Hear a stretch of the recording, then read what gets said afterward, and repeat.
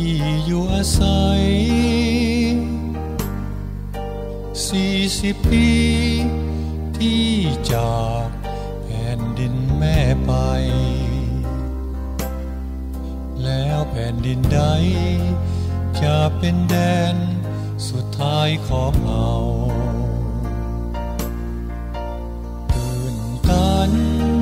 ชื่นใจได้คืนเยือนอีกดังเหมือน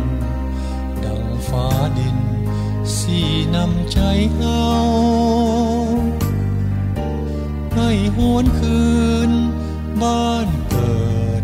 เยี่ยมยามเมืองลาวตื่นตันเกินเว้าเห็นภาพเก่าเมื่อยามข่าวหลังถามใจตัวเองว่าเป็นอย่างใดจะเลือกอยู่ไสจะมีสิ่งใดผูกพันคอยหวังมีคนเอาผู้ชีวิตหรือมีบางอย่าง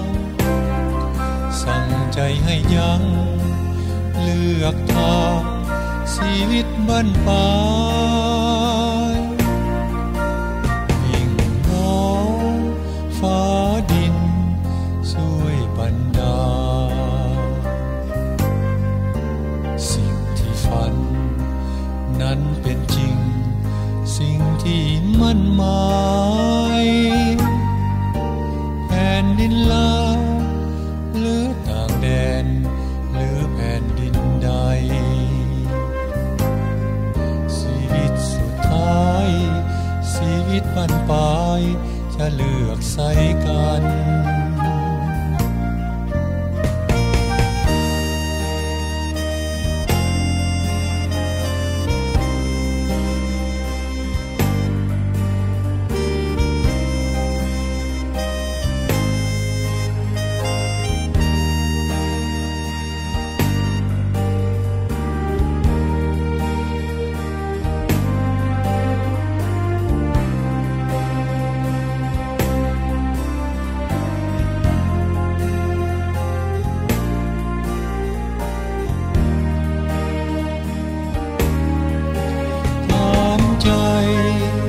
ตัวเอ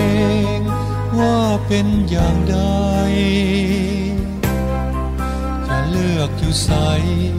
จะมีสิ่งใดผูกพันคอยหวัง